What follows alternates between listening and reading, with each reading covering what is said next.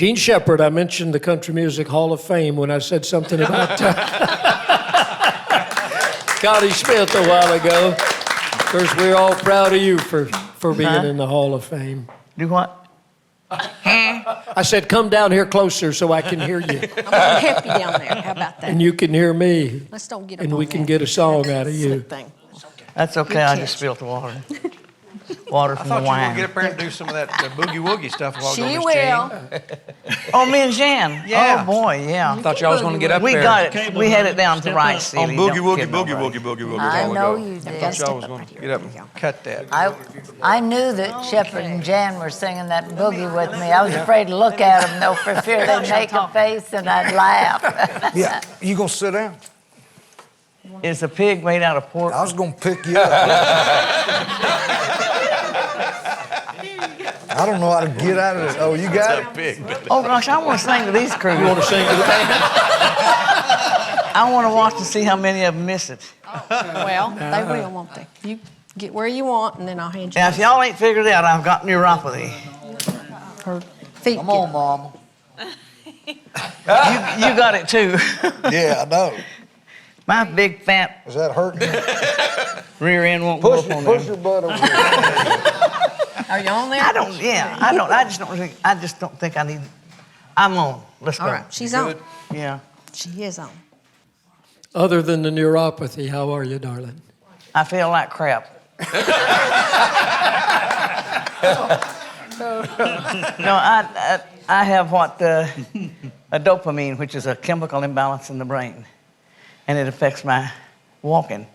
I can't walk very far at all, and I've failed about 10 times. Last time I failed, I don't even remember, and I was sober too. Are y'all ready? I know y'all are, but are the musicians? Bill Anderson, Roger Miller.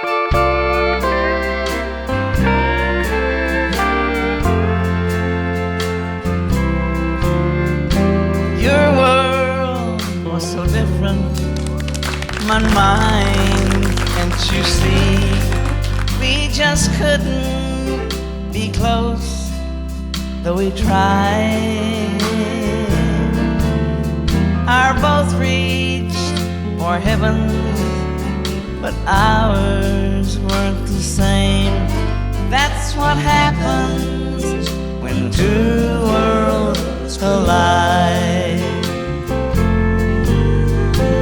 Your world was made up of things sweet and good. My world could never fit in. I wish it could. Two hearts lie in shambles, and oh, how they cried. That's what happens when two worlds collide.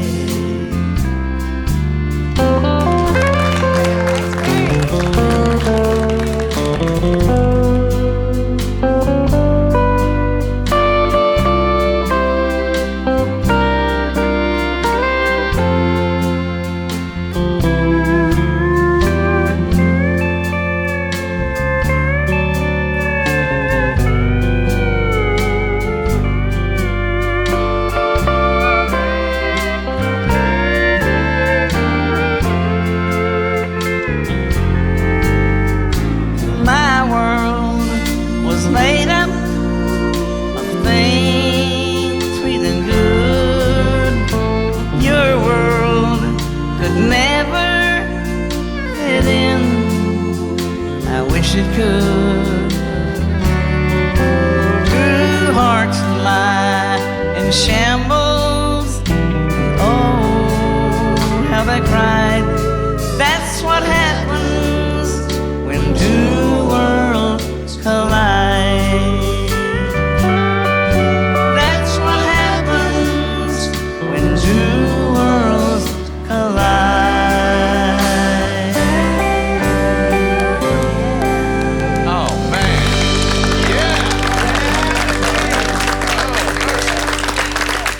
Thank you. Can I get off the stool now? Thank you for doing that. I appreciate it more than you know. I can sing better than that.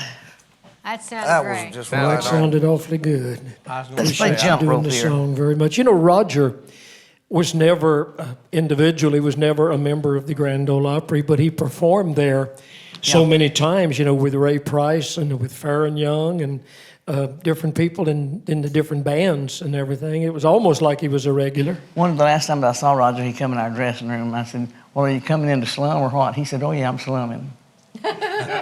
In your dressing room? Yeah, I said, Did you throw "Thanks." him out? Yes. Good.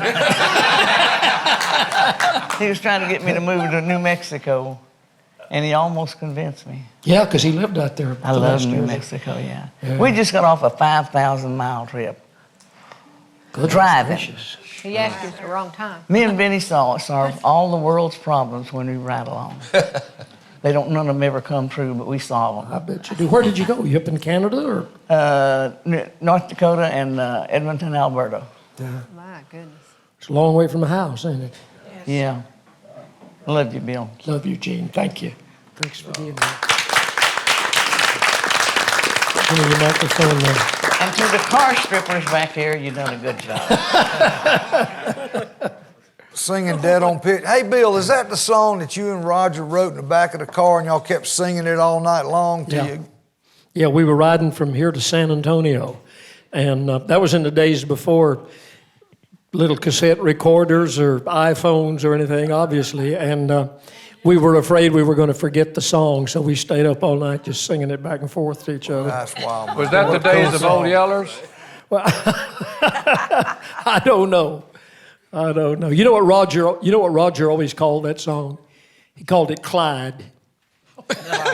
Not when two worlds collide. He said, I believe I'll sing Clyde. That was a duet. Roy, you knew Roger Miller pretty well, didn't you? Very well. If anybody did, I did. Tell me some Roger Miller stories that we had. Oh, Lord. Some of them you almost had to be there. Rex Allen introduced us together at the disc jockey convention at the Andrew Jackson Hotel, where it's lived forever. And Rex said if he could get this Roger Miller and this Clark guy together, it would be worth selling tickets and just sit back and watch them destroy each other. And we did. In fact, the first day we met, we hung out in Rex's suite until it was time to leave, and went by Roger's house. I met his first wife briefly because he didn't stay in one spot. She was throwing stuff and he wanted to be moving. And he grabbed some clothes and away we went. For that entire week, he and I never were more than 5 feet apart. And that just began. We had so many great, in fact, the one, Two Worlds Collide, I said to him one time, I said, Roger, that is a great song. He said, it's the worst thing I ever wrote. You know, and out of that, I had a feeling it frightened him to get that, back then, that serious and that open. You know, it was better going chug-a-lug, chug-a-lug, and that kind of stuff. And those ballads and things, I guess his lifestyle at that time. He was getting off of the old Yellers. And we met one time out in California where we did most of our damage. And he had a briefcase, or a attaché case. And he said, well, I'm getting off of them. I'm not taking any more pills. You may have been there. And he pulled this attaché case up. No, it was during the day. Yeah. Daytime. Girls weren't allowed. No. I And he- slipped in, though. He opened this thing up. He had to have 5,000 pills, all from the doctor. This is going to take the place of that. This will take the place of that, you know. He really tried to get off of it and off of the pills. We were in Reno one time, and he had one of these executive jet services, and where they guarantee you an airplane within an hour. You sign a 1-year contract. He said, well, that's a good airplane. You want to go see it? I said, well, okay. We went to the airport in Reno. He had already called and had one of the first briefcase. You heard that story. I don't think so. That Roger had a phone in his briefcase. First one. Now they're down to you can put them in your watch pocket. And we get to the airport, and they're firing the engine up in this Lear jet. Even back then, you know what it cost to do that. We got in his airplane, flew to Burbank, and to show me his house. He had just got a check from BMI or whoever did his music back then. And this was like the third one. It was close to 200,000. And so he was really having a ball. And we did. We had so many stories. I tell one and I'm thinking of another. But I said to him one time, Roger, I said, every time we get together, it's always who can outlast the other one being funny. And all these things. We were in the dressing room at the Frontier Hotel in Vegas. I said, I've never once told you I love you. He said, I know it. I love you too. But we have to keep our sillies. Keep our sillies. Our sillies. Yeah. You know, our... I can see where y'all would be good friends because you both got that quick wit about you. And I'd love to have been in the room just to watch y'all. It'd be like a ping pong I ball. would love to have been there on occasion myself. One time, all of our mutual friends would get together, and they say, Roy's coming to California. Roger's coming in from Detroit, and he'll be here. It's party time. So they'd get somebody's house, one of our fraternity members, Joe Wallace. or sorority, Yeah. in that case. And so Roger stepped out of the car. They'd gone to the airport to get him.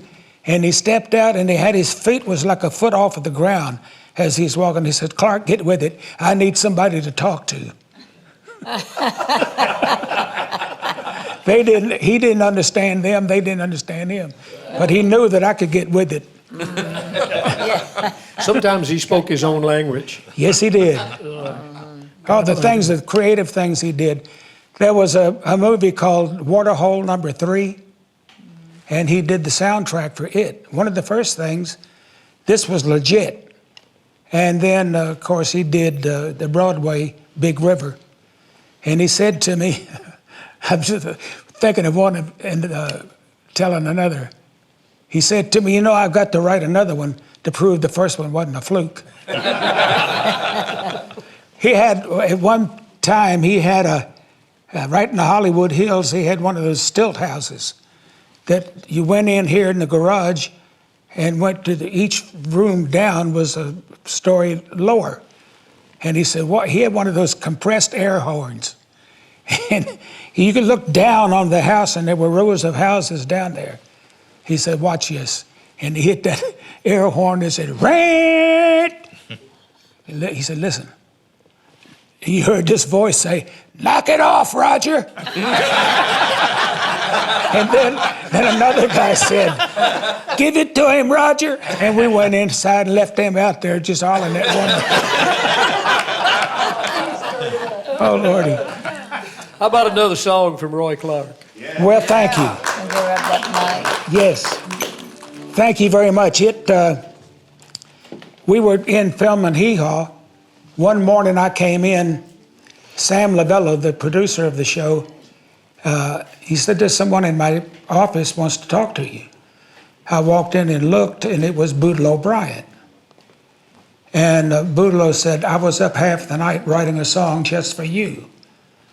And the first thought that hit me was, what if I don't like it? How do you tell Boodle O'Brien that, thank you, but I don't like your song, after you have been up all night? But fortunately, he sang this song.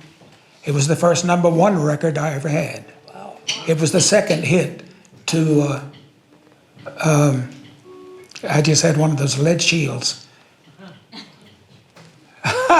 We'll have to come back to it on another show. I was trying to make Yesterday when I was young? No, I was gonna. Yesterday when I was young? Is that after that? No, it was one of Bill's. So, in fact, my first hit record was his song. And I was trying to double over and be clever, but I still have too much Roger in Can't me. remember it. No, it was this one called Come Live With Me.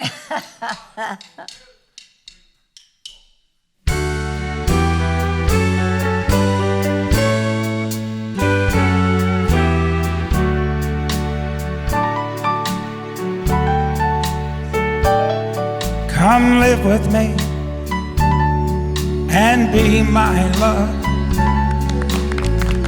Share my bread and wine. Be wife to me, be life to me,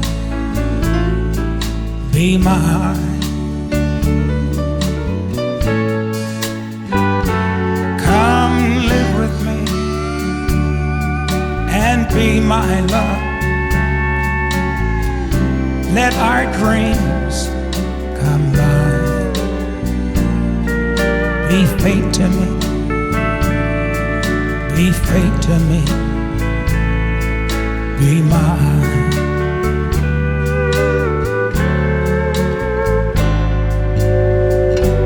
With these hands, I'll build a roof to shield your head.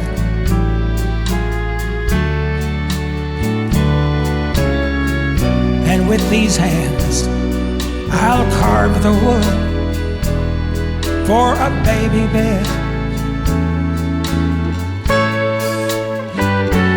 Come live with me and be my love. Share my bread and wine. Be part of me, the heart of me. Be mine.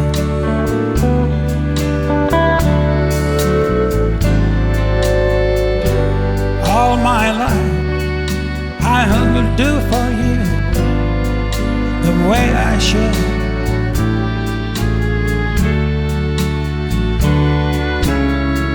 And all my life I'll prove to you that it could be done.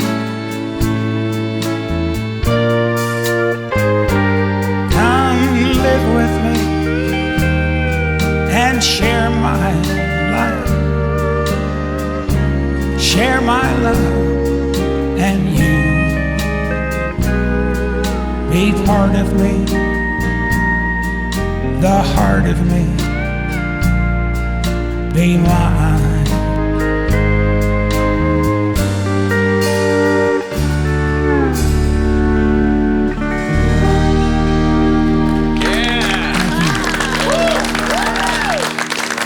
And thank this great band, because I didn't come in till a day and a half after I should have, and they jumped right on it.